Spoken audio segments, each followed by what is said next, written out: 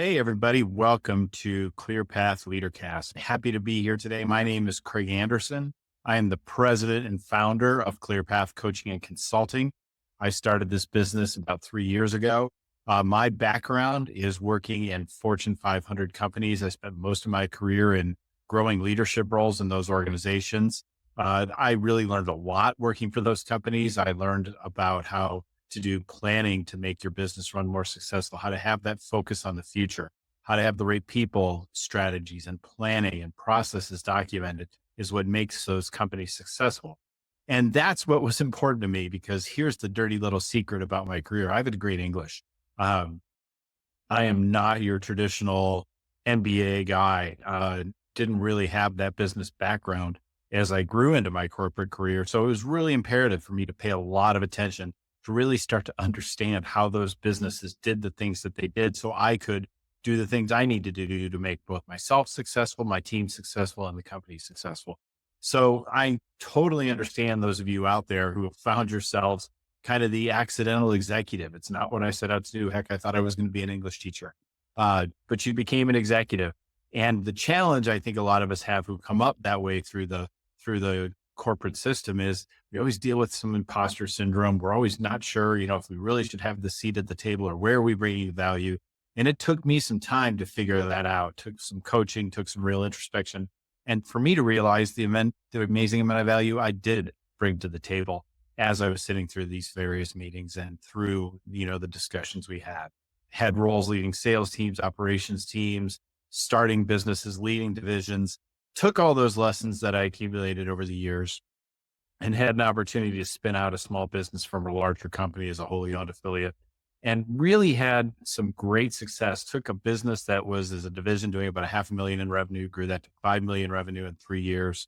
I had 25 people to something like 70 people in a large call center environment where we were not only growing successfully and taking care of our customers, but we were also named a great place to work in the city of Indianapolis where we're based. So it had a lot of success, but a lot of that was taking those corporate lessons and scaling them down to make the small business successful. One of the things that I've really been focused on all through this week and all of our content across all of our platforms is talking about new leaders and how we fail new leaders as organizations. One of the things that I did notice through a lot of my time is we kind of look at people and we say, wow, you're a high performer. You're an individual contributor. This is really bad. I saw it a lot in sales, but saw it in other places as well. But what we're going to do is we're going to make you a leader. We're going to give you leadership roles and leadership responsibilities, thinking that we're doing a great thing, that if you can be a great individual contributor, you can be a great leader. And I'm not here to tell you that leaders are born leaders and there's natural leaders. What I will tell you is you can build those skills, you can develop those talents in people and bring those out in people. But we don't do a great job of that in corporate America. And even for you small business owners who've kind of grown up and built a great small business, now you're successful. How do you become a leader in those systems? And that's where I think we really have let people down. We don't identify our leaders early enough.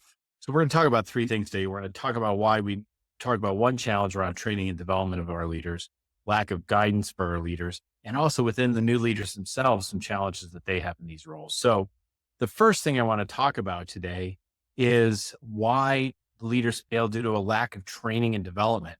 We talk about these things, but are we really putting those high potential leaders we see in the organization before they're really able to step in a role or we have that formal role for them? How are we preparing them for leadership? What are we doing to provide them with training programs? What are we giving them to maybe have opportunities to lead in small teams? Where are we providing them external leadership training to come in and help them understand, hey, as I grow in my career, these are the things I'm going to have to need to be as leader? Because one of the toughest things in that first leadership role, especially if you're promoted from within your peers, is now you have these people who you used to be, peers with, who you hung out with, who you complained about the boss with, all those things. And suddenly now you find yourself in a role over those people. And it's a difficult transition. And if we haven't provided those potential and high potential leaders with the training they need to be successful, guess what? They're going to struggle greatly to be successful as they grow in their career. So Thing one that I would really love to see people do at small business, medium-sized business, corporate businesses is really start to institute training programs, not just for your high potential leaders, but also people who think they have the capacity to be a leader. Give them those opportunities to see. One, those people you haven't identified as high potential may surprise you and show that they do have a leadership potential perhaps you're not seeing because of your own kind of view of the world, your own biases. You don't necessarily see what they can do. So open those up. Give people the opportunities and lunch and learns, more formal programs, half-day programs.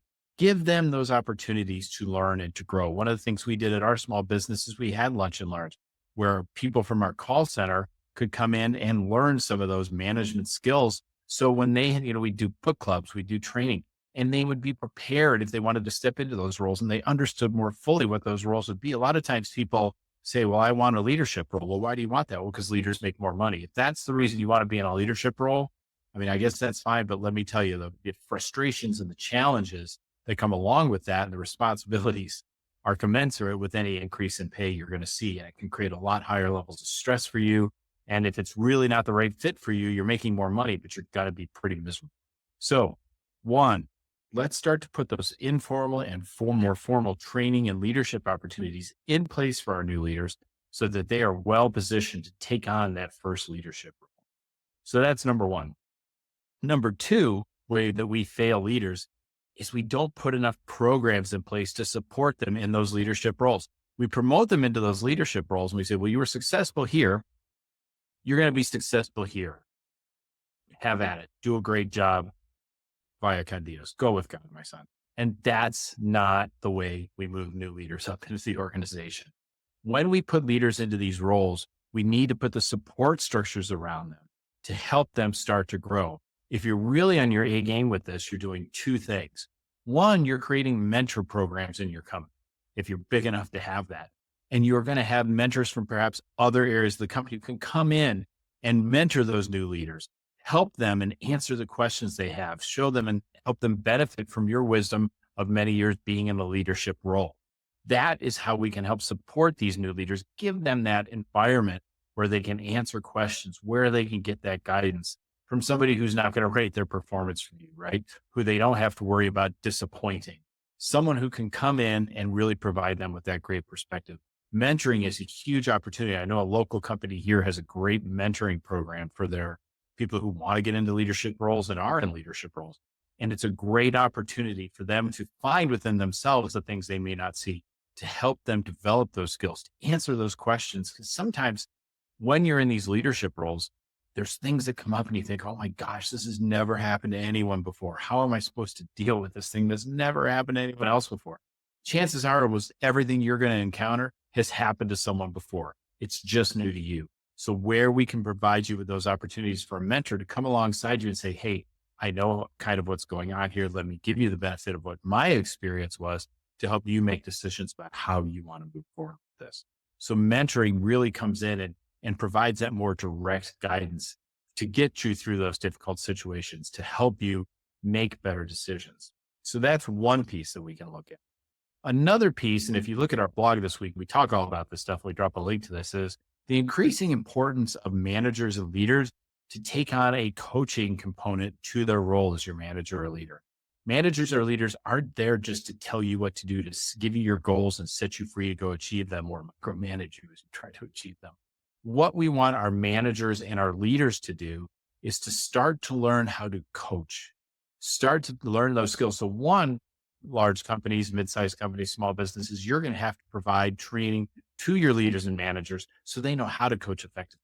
Mentoring is one thing. Mentoring is kind of giving you direction, telling you what to do. Coaching is helping you to develop so that you can start making decisions and processing decisions. It's that whole, give a man a fish and he'll eat that day, teach a man to fish and he'll eat forever. The coaching role is the ability to coach them and show them how to process, how to make these decisions, how to deal with kind of their inner struggles as they're going through things. As I talked about earlier in the introduction, I was coming from this English degree background. I had no formal training in leadership. I had to figure it out as I went. It's a painful, torturous process to do it that way. You can get there that way, but you're going to run into a lot of obstacles as you go through, and it's a difficult way to get there.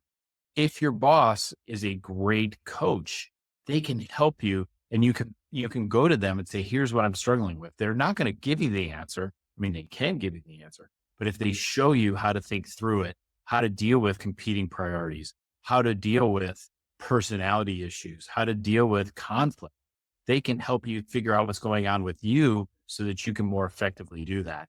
If you don't have a deal with a boss who's just incapable of that, one thing you may do is just see, where can I bring a coach in for myself to help me out, to help me grow?